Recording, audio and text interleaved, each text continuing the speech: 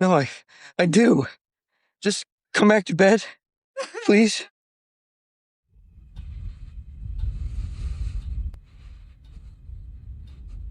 Why don't you love me? Nikki! Nikki, where are you?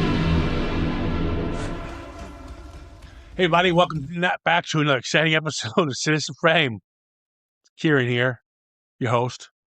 And as we promised you, we're doing an obsession.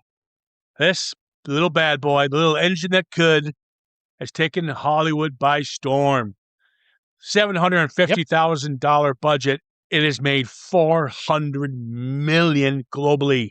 It has surpassed the indie box office gems as Halloween, and it just beat Paranormal Activity, and it beat Paranormal Activity, but now it's beat the granddaddy of independent profit, which would be the Blair Witch Project. I would say as well, it's probably beaten a lot of the big budget, the big budget mainstream stuff. Yeah, like I mean, Supergirl, for example. well, okay, Showgirls. No, Supergirl, I said. Oh, I thought you said Showgirls. No, I'm talking about recent blockbusters. It's probably beaten. Oh, yeah. I mean, it has. It's beaten Indiana Jones, which I don't like to say because that was a great movie. Yeah. But kudos on it. I'll tell you what, here's what's happening in the business. Studios are getting away from the big budget movies, or they're going to take their time with them now. Thanks to movies like Obsession, Backrooms, Hokum, all these small little movies coming out that cost nothing to make and are making all this money. It goes to show you two things. Yes. Horror is gold, always has been. It's always the one that the big studios frown upon, but they'll go to if they need to make money back on a piece of shit blockbuster that they try to make. Of course. So that's number one. And number two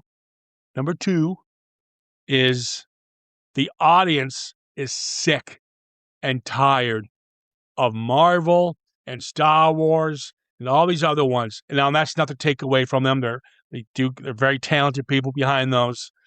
But new Spider-Man's coming out, and I like the Spider-Mans, but I'm not going to be running to see it. I'm just tired. I don't care. I'm tired.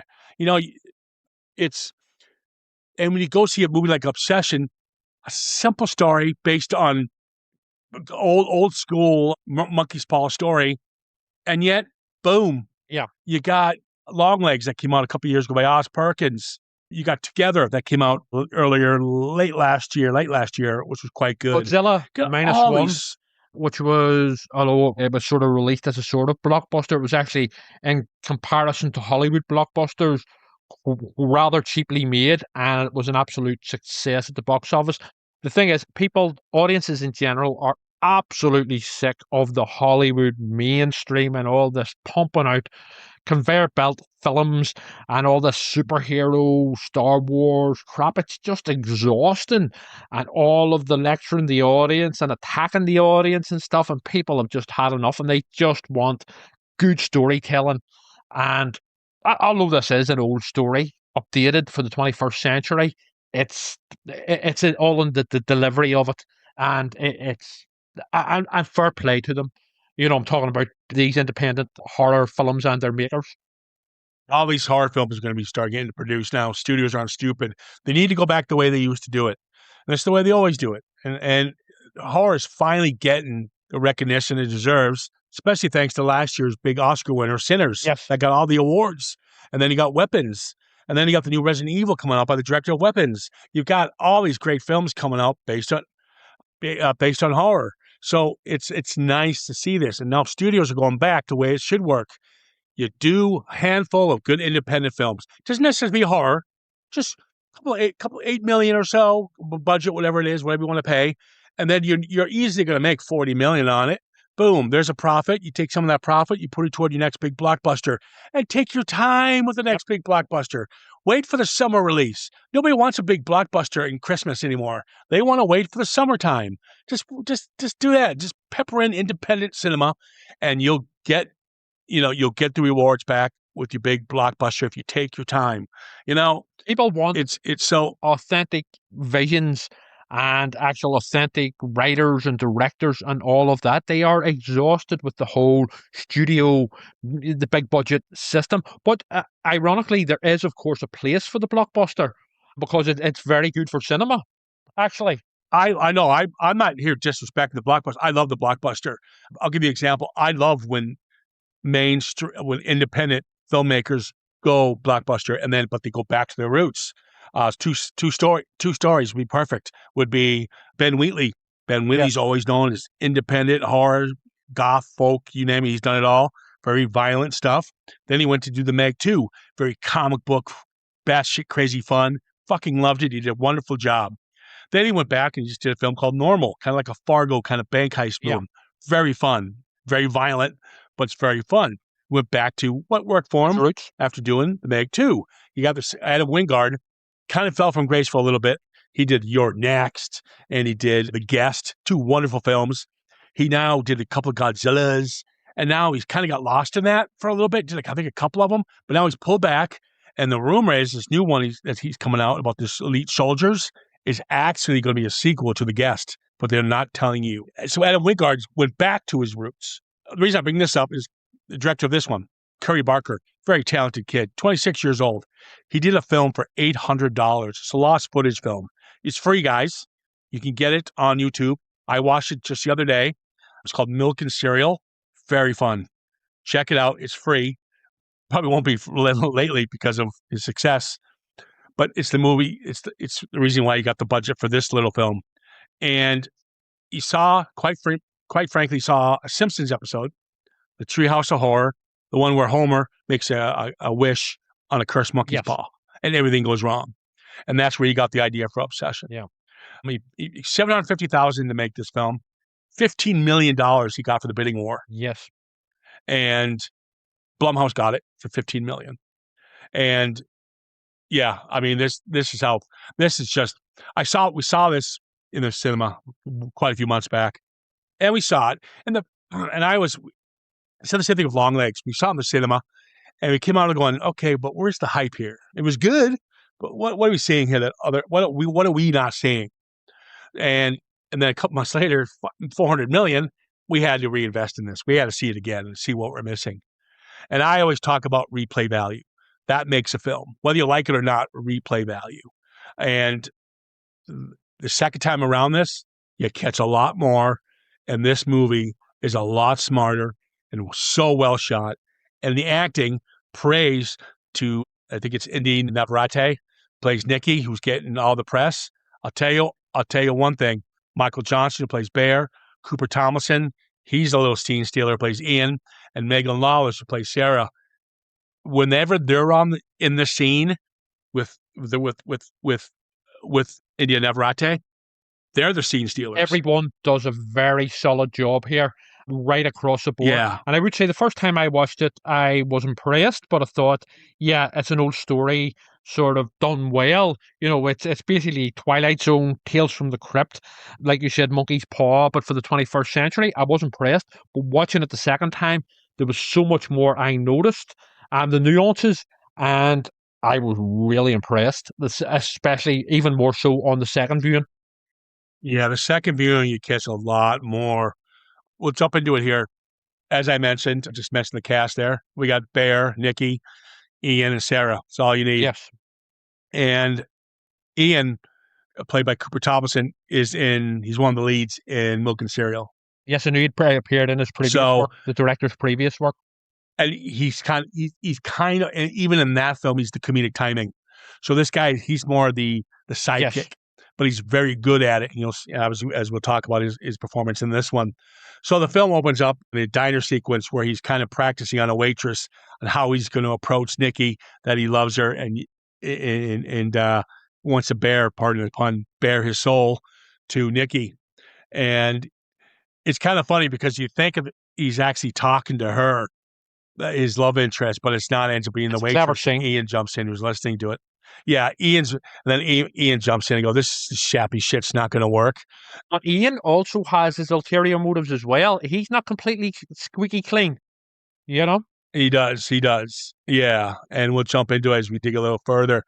But there's a scene I caught the second time around when after he's kind of talking to Ian at the restaurant, trying to practice on how to confess to Nikki, he heads home and he sees his cat Sandy is dead from taking these pills accidentally, this meds that killed the cat. That it will come back into play in the near future, in the end of the film. But he takes the cat and he sees crying, rightfully so. And when he sees the dead cat, but there's a scene where he's in the bedroom and he is crying. He's on the bed and he's really crying this time, really loud. And you think he's crying about the cat, but he's not. He's actually says the line, got to listen to it carefully. He goes, yeah, why can't she? She says, why can't she? Why can't she? He says it once, why can't she? What he's crying for is obsession with Nikki's what he's crying for and how much he loves her. He's not crying because of the cat. He's crying because he can't have Nikki. And this shows how he's got a problem here. And I was just going to say as well. No, hold on. Jump in. Sorry, Trevor. I don't mean to cut you. Yeah, no, you're okay to jump in, but I don't mean to cut you off. I wanted to bring up, I get this a lot with my ladies. Yeah. So do I, actually. This film hits me hard because all my ladies who are always calling me and always wanting to go out. You know, I'm only one man, ladies. Yeah. Mm-hmm. You know what I'm saying? So I can relate to, people being obsessed on. Right. Well, I would say that I actually, the second time watching this, I actually realized I actually missed that line, where he's crying on the bed, but that's a good call. But the second time watching this, I actually then realized that the title of the film, Obsession, is not about Nikki. She's not the one obsessed. It's about him. And he's a little snake and a weasel and a card. And for all intents and purposes, this is about date rape. This is a rape film. Yes. Period. It's what a woman goes through when she's been raped. Yes. That's exactly what this is. If you look at the film's told in stages, you've got pretty much she's been doped, she's been drugged, yep. which is the wish. Mm-hmm. She has pretty much unconsensual sex with him. Yep. Because she's not approving this. Yep. She's out of it. She is going through. There's even we'll go a little deeper here. I'm just going to give you the basic of the story here but it's little things when she comes out of the trance, and it's very disturbing. And she's begging for him to kill her because that's her saying, "Get me out of there. I don't want to be here." Yep. So she's being physically and mentally abused, pretty much. She's causing the death and mayhem of all of her friends around her, and pretty much the film, everyone around her is dead. He's caused this chaos, and she's got to live with this trauma for the rest of her life because she wakes up from it at the end of the trance. So she's got to deal with this the rest of her life like a woman would do. It's this very similar stages what a woman would go through when she's been violated like this. Yeah, and go through the different emotions and all of that. Now, the first time we watched it, it was more of a surface value watch. And, I remember saying to you afterwards, and I think we agreed, well, it was a bit unrealistic because with her extreme, after, the whole waste, the spell she's under, and with her sort of over-the-top extreme behaviour, we were saying, well, would somebody behaving like that not be sectioned straight away? Yes, they would, but the reason she's not is because Burr keeps it under wraps, because it's all down to him. You know what I mean? He is basic because he can't let go. You know what I mean? And he can't basically, he doesn't want her. He doesn't want, as much as he's freaked out for like her cooking the cat and stuff, he does not want the spell to end. So that's the reason. Watch this twice if you haven't seen it, by the way, folks. Yeah, you should see it twice. Don't listen to us. Well, you should listen to us because we're charming. Yeah, exactly. Oh, by the way, I know I'll forget. I always jump into something different. My soup. Oh, yeah, an update. Yeah. Very important. I made my soup as you listened to the last podcast, and it came out nice. Noodle? But I burnt, chicken noodle, and I burnt the shit out of my tongue, though. So, because as you do with soup, but this was really fucking hot. Jesus. By the way, if you get the soup maker by Daewoo, I think it is, it's good soup maker, but it's hot. And I took a big spoonful, and I was like, how can I actually hug that? So I couldn't talk in my fucking tongue. Right. Okay. So I burned the shit out of my tongue, but it tasted good. What I could taste after that, because I burned the shit out of my tongue. So basically, you were the girl from Lee Cronin's Mummy, the one that has her tongue cut out later on by even evil Egyptian lady, if you remember. But this time it's evil suit maker. Evil's right. Well, tonight I think I'll just be having a humble cheese sandwich, because I can't afford, these luxuries, like, exotic soup makers and stuff. So yeah, just be a couple of rounds of bread and cheese for me. Mild cheddar. It doesn't say that you can't. So I'm going to find out if I could put chili in it. Right. So this will be another absolute fuck up. Oh no, my soup was fine. Just Your gotta tongue remember, wasn't? people, if you get a soup maker, if you get soup maker, you gotta let it cool down. Right. And it doesn't make as much as you think, Right. Okay. but Oh, I probably need to add more. is this a paid promotion? Is this like? I know. Oh, I also want to bring up one more thing. Just to the team there in Singapore and in Japan. I don't know what's going on over there, but you have downloaded a crap load of our podcasts. One of you individuals is downloading all of our podcasts. So I want to say thank you, massive shout out for doing that today. And I also want to say a massive shout out to you being batshit crazy for wanting to listen to us fuckers that many I'm times. a masochist. But hey, we do it. Yeah, exactly. We appreciate it. So I want to give you guys a quick shout out because I always forget at the end of the podcast. Right. So after the product placement there for the soup maker, we just want to thank the listeners. All good. Yeah. Right. So if you catch this now, you mentioned at the beginning of the podcast, you've got Ian, who's his so-called friend. Yes. But he's always kind of a roadblock for him because even when he does that little song and dance in front of the waitress to try to, what he's going to say to Nikki, he cold blocks him. He says, listen, you got to take your time with this one. Because he's obviously, spoiler alert, he's fucking her on the side. And yeah, there's this casual sex. And there's a scene where and it sums up the film quite well, especially if you've seen it once before. He walks up to the bar with Nikki, and they're going to buy drinks. And their banter is very, very good. And realistic. And it's more what two guys would be. Yeah, it's realistic. It's like this good friendly banter. You can tell Nikki is just, he's my friend, doesn't see anything else. You can see that clearly with the second viewing. And that's what makes this film rewatchability so valuable. Yes. And so, but Ian jumps in as he's about to say something to her and cuts them off. Yeah. And ruins that banter because Ian, we find out, is having the kind of affair with her. So he's trying to stop this from happening. So the men here are really selfish pigs when you think about it. Well, also with Ian, earlier on, there's one more with Ian, where whenever in the first scene where he's advising Burr, he also says, what you do is banter with her playfully, call her by the name that you didn't like in school, Freaky Nikki. And whenever he does do that and calls her that there, it pisses her off. So Ian obviously set that up. Oh, I didn't catch that. That's good. Yeah, that does piss her off. Yeah. But yeah, there's stuff like that you'll catch the second time. And then when Nikki and Ian leave the bar, from getting the drinks, Sarah shows up. And he tells Sarah about Sandy, his cat died. Yes. And she's hugging him. And they're more affectionate with each other. She sort of likes him. And when you watch this second time, you know right away that's his love interest. It should be. And it should be. And you'll know that watching the film the first time at the end of it. But you'll catch these little things, realizing that she is the one for him, not Nikki. And it has a very tragic ending, especially for Sarah. Yeah. Well, actually, for all of them, pretty much. The whole thing when he brings her to the car. Again, the first time you watch it, you kind of feel sorry for him. He's just nervous and bit of a dork. Just doesn't know how to say it feel. No, I mean, I've been this way.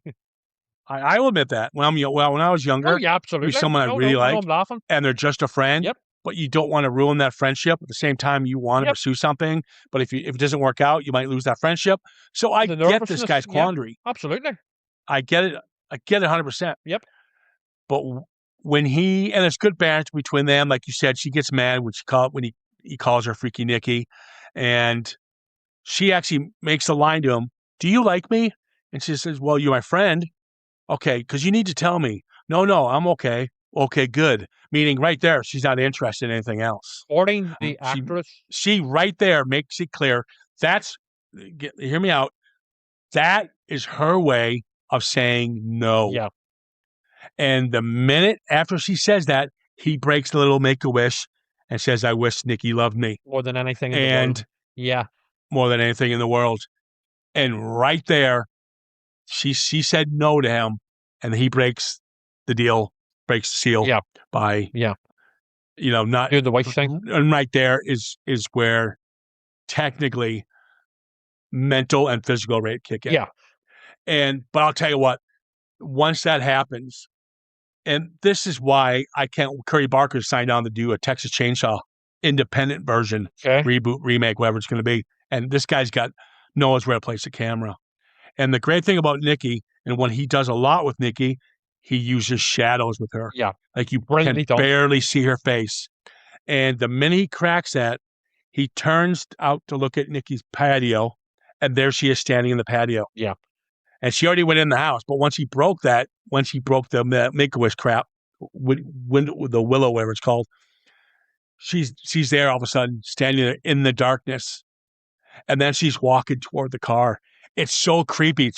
It's so well done. You've taken this lovable character that you get to know for at least 10 minutes, and you really like her, and she turns right away in that shadow, walking toward her it's almost like a stalker / serial killer. The use of light and shadows here throughout the film is fantastic, especially when she is in silhouette, like standing outside his door, and they use this trick of the and it's all practical with the lighting on her eyes, and it just makes her look really otherworldly and stuff. And even the way she moves about, when she's watching him sleep and stuff later on, it's just very well choreographed and extremely creepy. Just superbly done. Yeah, when he decides to go back to his house with her that night, they start kissing, and he's not really catching on yet that this is happening. He just thought it was just the Make-A-Wish thing. Make-A-Wish, sorry, that's what it is. It's a Wish Willow or whatever you call it. It is, yeah, I know, but it's what is it? What is it? The Willow? It's what's it called? The Weeping Willow or Make-A-Willow? Make-A-Wish Willow or something like that. Yeah, I don't know what it's called. Make-A-Willow Wish. I don't give a fuck. But anyways, so she starts kissing him hard, right? And then suddenly, for like 5 seconds, she looks at him, stunned, and pushes away from him. She goes, "What the fuck?" Yeah. Yeah, what the fuck? And then she jumps back onto him, starting to, be all lovey-dovey again. He's like, what the fuck? She's like, what? That was her real persona coming out. Yes. That was the real Nick. And this happens a couple times during this. You don't catch it right away. But and her performance, I mean, fuck me, is incredible. This performance is up there with I forgot her name, the wonderful actress who did Smile 2, who should have got nominated. Yes. But she could turn off and on Nikki and possess Nikki like that. Yeah. And she has to go through so many different personalities with a matter of seconds. She does a fantastic monologue later on, in the party scene, about Hansel and Gretel, and and then the whole just her behavior in the party is just very weird, very unsettling, and just very awkward. You're sort of putting yourself in the position of those people in the party, thinking how you would react to that, and it'd just be like, what the fuck, But she completely sells it, and it's fantastic here. And yes, I was thinking Smile 2 as well. Yeah, that's exactly, and I'm sure she watched it. Possibly. To get that kind of performance. She also based her performance in part inspired by Mae Goth and Pearl. The whole holding the smile. Yeah. No. Yeah. There's definitely holding the smile for ages to the camera. Yeah. She does it better here. Mae Goth's annoying in that, but I didn't like Pearl. I don't like Pearl. But another great shot when Ian is talking to Bear for the first time in the music shop after they hooked up. Yes. And they're clear focus next to the time card machine, and she's in the background, and she's blurred out, but she's there. She's standing behind the cash wrap, and she's just staring at him with smiling. And you can't even barely see her face because it's blurred out. But this is his use of shadows and keeping her out of focus, but she's just staring at him. And it's so creepy. And she's got that grin. She could play Harlequin in a heartbeat. And it's so uncomfortable, but yet you can't even see really what she's doing. You just know she's staring at him. Yes, exactly. And at this point, once it's starting to dawn on him that actually there's actually something in this, make a Wish Willow or whatever it is, it's actually worked and stuff. But yet, while it's freaking him out and stuff, he still lets it continue because he's the one obsessed. It's not her.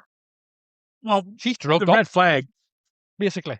Well, the red flag should have been the memorial for the dead cat after she, unburies it and puts it in the kitchen floor. Well, to go one further, then she puts it in the sandwich. Yeah, fuck. Did you cook the cat? You didn't like it? Yeah. But the dinner scene at the restaurant, it should have been, that's it. But what's he going to do? So they're at the restaurant having a nice dinner, nice conversation. He gets a call from Sarah or Ian. I think it was Ian. Yes, it's twice. Ian. Yeah. And he goes, I got to pick this up. He's been calling me a couple times. She looks a little frustrated, as a girlfriend might. And he gets up to take the call. And she says, listen, her father doesn't have cancer. She's lying to you. Something's not going on here. Again, this is Ian saying this. Yes. Trying to start a fight with these two. But at the same time, he's not wrong. Also, I would add as well that there is some backstory to Nikki as well, where she had problems with basically ecstasy, E's, MDMA. And so Ian and Sarah at this point think she's back on the gear, and that's the reason she's basically on the verge of a nervous breakdown or whatever. So that is their concerns are genuine and actually normal, and they're actually pissed off at Burr, which is actually the right way to be. But Burr lets it continue throughout all the fucking cat sandwiches and all of the rest. So after he takes the call from Ian, he goes back to the table. Yes. And she goes, is everything okay? And he just asks her point blank, does your father have cancer? And then she just goes, no, just on this, just flipping it on to a completely different level. Yeah. And here's where the film gets it right so many times. And again, you don't really catch the first time, is the fact, even though you know it's coming because we've seen it, you're uncomfortable for the scene that's about to happen. Oh, yeah. You just, she's going to embarrass him in front of all these other people. And even though you've seen it, it still holds up. It still makes you feel uncomfortable. It's so fucking well performed. And every actor in this is brilliant.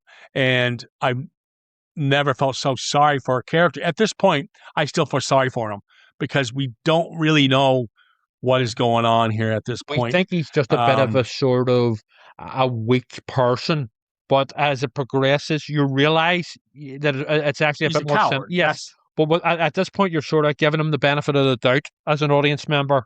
But later on, once you really think about it and actually look back on the film, you realize that he's the bad guy.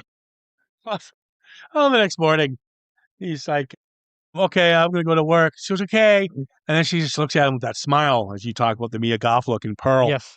And she's got this grin that she just looks at him. And okay. And then he turns around and he looks we don't know what he's looking at. His eyes just widened. She has fucking duct taped the entire door. And so he's got but that's my point.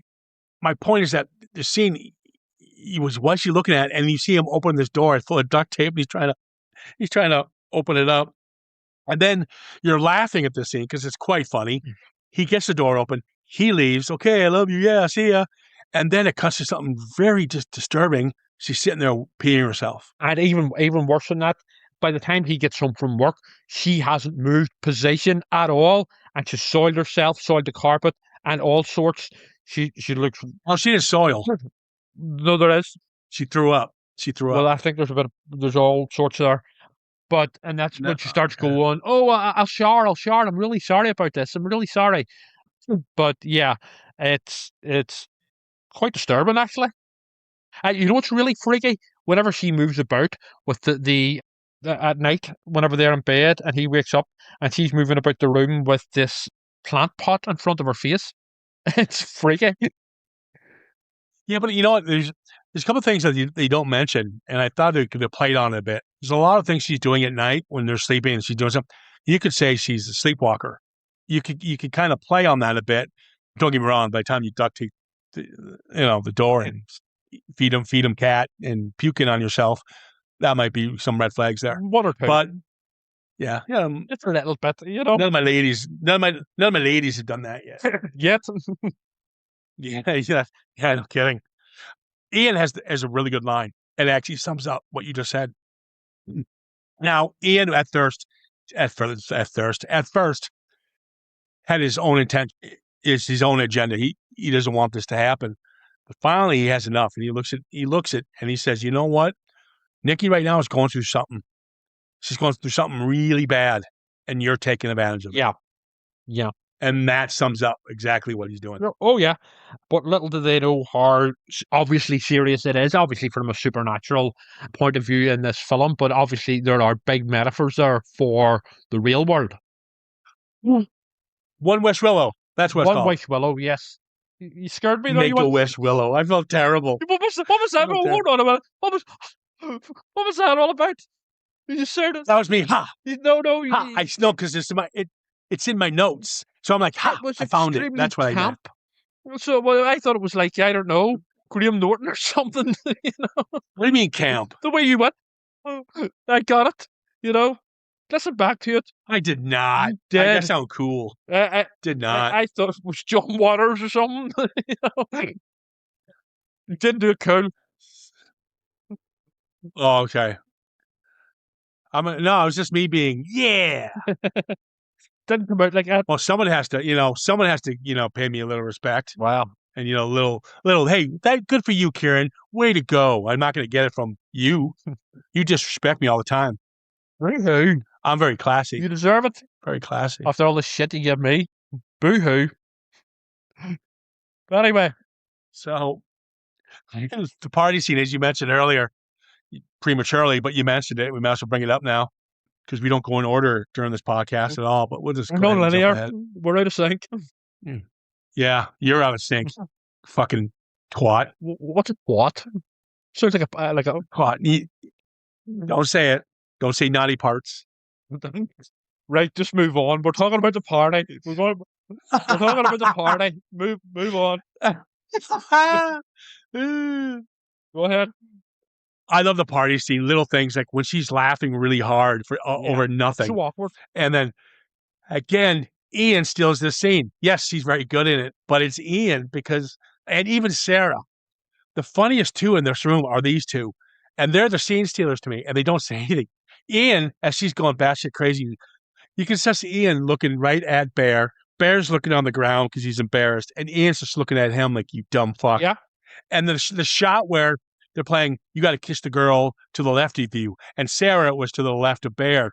And then all you had was Nikki get up, go behind Sarah, and she slowly moves her chair away from Bear, and she sits next to Bear.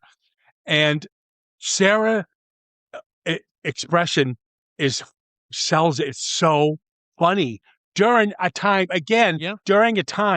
where she is technically having a nervous breakdown. So, but yet we're laughing with it. Yes, and we shouldn't be. The awkwardness, the cringe. That's how great these scenes are shot and written. And even the two actors, playing Ian and Sarah, there's no real dialogue here. It's all on their facial expressions, and they nail it. You're very much they're the eyes and the ears of the audience. How we're feeling in this situation, the awkwardness of it, and the cringe. Yeah, that's a perfect way of putting it. By the two normal people, Ian and Sarah. Yeah, they're the onlookers. Yes, meaning we're the onlookers as well. That's a good way of putting it. And we're feeling what they're feeling. Yeah, totally. Oh my God, it was so funny when she's so good in this. They're all good, but is it Navarrete? Navarrete? Inda, I think you call her. Yeah. Yeah, Inda Navarrete. Yes. Navarrete, whatever it is. But she's so good in it, and she's got a fucking career, I'll tell you right now. Yeah.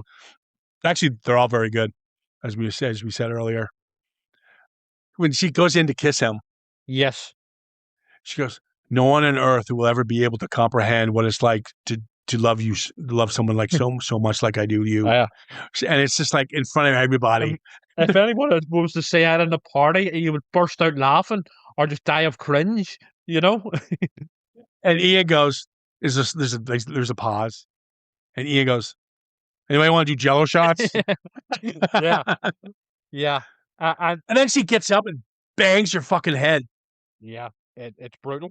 And that's again going back to the scene where, okay, I love you, and she's duct taped the door, and we're having a laugh, and then all of a sudden she's peeing herself, which is quite disturbing. Same thing here. We're having a laugh. The way she's acting it's uncomfortable, but you can't stop laughing. And then she stuns. We don't see this coming while we're viewing it. She smacks her head hard on the coffee table, causing it to a gash in her head. And that's what Now, the rug pull where you're sort of comfortable, you're in the comfortable zone, sort of laughing. Yes, it's a bit awkward and stuff, but then all of a sudden, bang, the extreme sort of violence kicks in. what's with? I didn't get the scene. So after they have to leave to bring her to the doctors. Yes, They wouldn't take her. Why not? because of the way she was behaving. It's like, and say for example, Belfast, hospitals can refuse people if they appear to be, if they're being abusive because they're full of drink or drugs or whatever. We don't really see anything. It's kind of done in the background, so that's why I didn't Yes. get it. I do think you see it when you watch it again. You see her flaying, her arms, flying off, flaying all over the They place, and refused to treat so her forth. because she. So maybe that's what. Yeah, maybe because that's they what it is. believed that she was off her head on drink and drugs. Technically, she is off her head, but for supernatural reasons. But yeah, I was totally fine with that. Even like say in the Mater Hospital or the Royal Hospital in Belfast on a Friday or Saturday night, it's Dawn of the Dead. Basically, with people full of drink and drugs and stuff, and the staff getting all sorts of abuse. So no, I totally understand that scene where the staff have said nah, because I don't think she was wanting to be treated anyway. So they were saying, yeah, let her go. Okay, I wasn't sure what was going on there. Yeah. Also, they wouldn't have sectioned her at this point because she was just.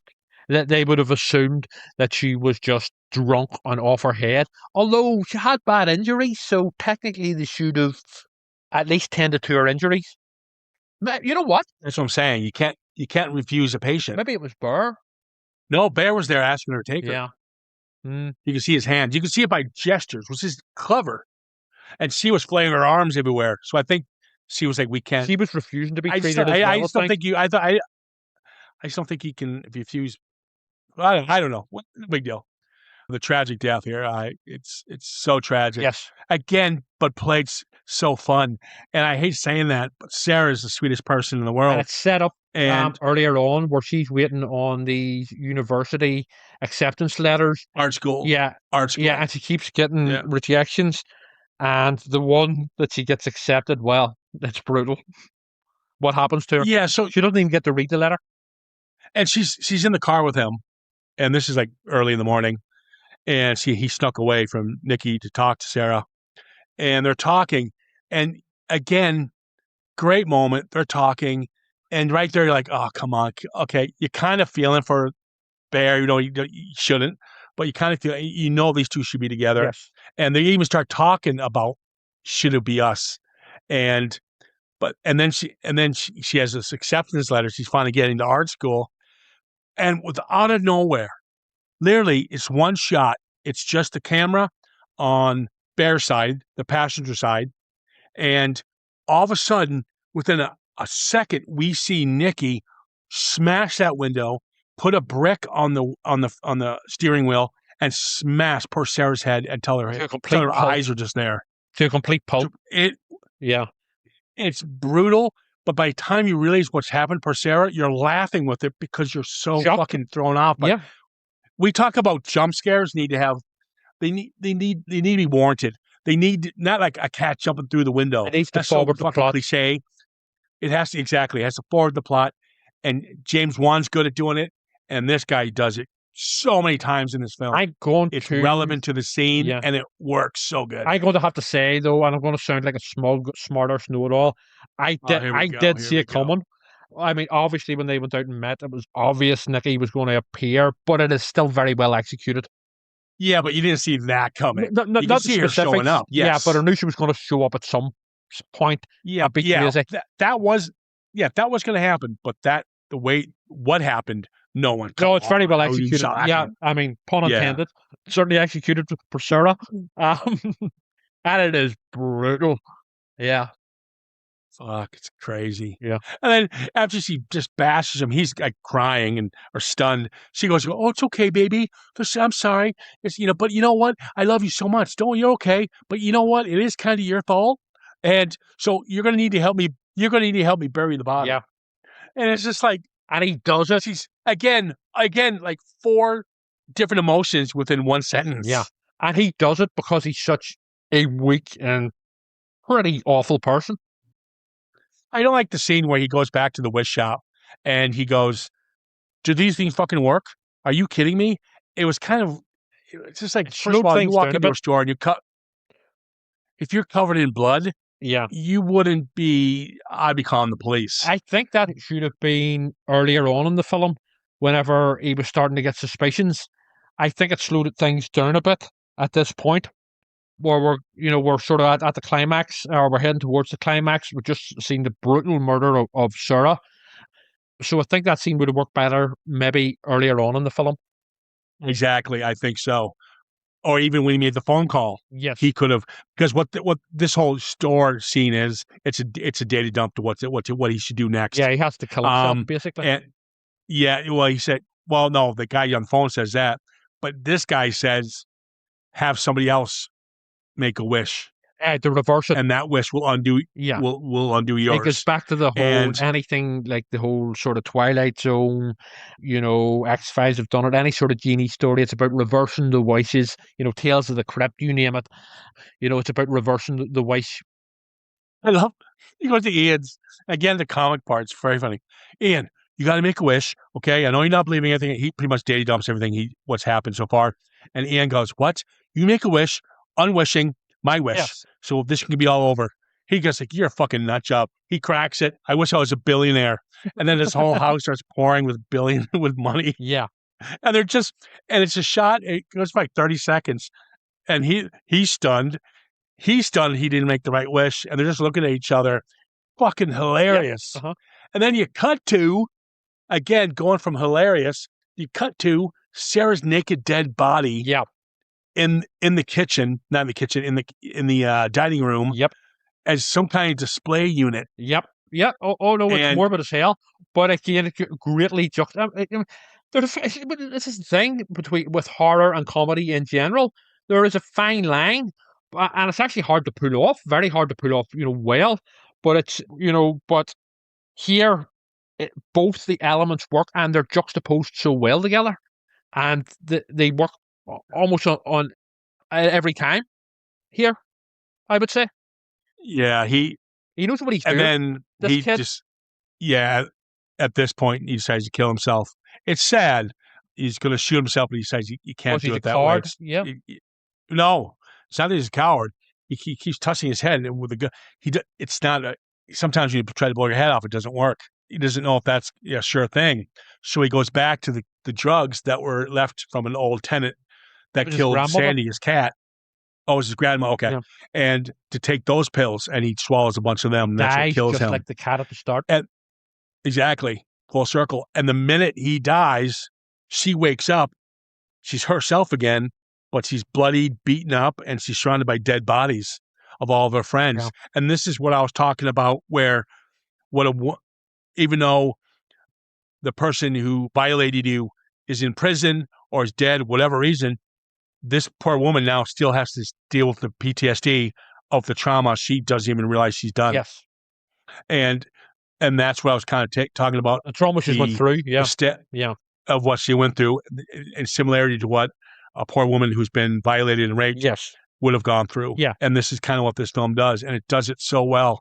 And it is, guys, I mean, I think so far this is the best film of the year. And I went into it when I first saw it. When I first saw it, I was kind of like, it wasn't bad. I think it's kind of overrated. But watching it again, kudos. It's got such great replay value. You take away all the hype, all the money it's making, and you just go in there and watch it. No expectations. Watch it again. boom.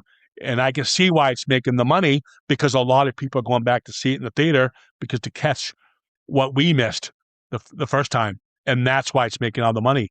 And kudos. I would agree with that. And I think also it's not just the horror crowd who are going to go and see these types of things anyway, like ourselves are going to see it. I think it's appealed to a wider audience, a younger audience as well, due to the fact it's about relationships and sort of, younger people's relationships and all that sort of thing. So I think it has it's out there and it's branched out to a much wider audience. Obviously, it has the money it's making. It's been a huge hit and good on them. Great to see. I would pretty much agree with what you said for a change. And yeah, I would say this and The Bone Temple would be my two favorite films of the year so far. Yeah, it's been a pretty good year for cinema so far. Horror? Yeah. Scream 7 was a little bit of a letdown, so that won't be on there. Yeah. It was a letdown, but still good. But yeah, guys, thanks for listening. You'll get some great stuff. I mentioned earlier in the podcast, there's a scene where she's lying in the bed and watch it twice. She's very quiet. And the great thing is the scene is shot. I forgot to mention that. I don't know why I didn't. She's lying in bed and you don't see her mouth's not moving. But you can see again, she's in the shadows because she's lying in bed. It's dark, but you can see her mouth. Yes. But she's not moving her lips. And she's saying to Bear, kill me. Yep. Please, please, please kill me. Because that again, like when she starts kissing on him and she comes out of a body experience real quick, that's the real her again, begging him, meaning she's witnessing everything that's happening to her and she can't do anything about it. Like from a distance, it's like out of body. Like Get Out, yeah. When your body's kind of, yeah. If you've seen the movie, it's kind of similar to that. But and that right there is terrifying. Mm-hmm. Didn't know if some woman or somebody's going through that. Yes, not being able to stop. Kind of like Linda Blair in The Exorcist. It's an exorcism. Really, it's really she's possessed. She's under a spell. Mm-hmm. So But there you go. I can keep talking about it, but we won't. Go see it twice. Go see it, yeah, and you'll make more sense of what we're blabbing about. Indeed. All right, guys. Next up is Falling Down, Michael Douglas classic. Very popular film. Wasn't a big hit when it came out, but man, did it find its footing. It is considered a cult classic by our boy and directed by Joel Schumacher as well, another great filmmaker.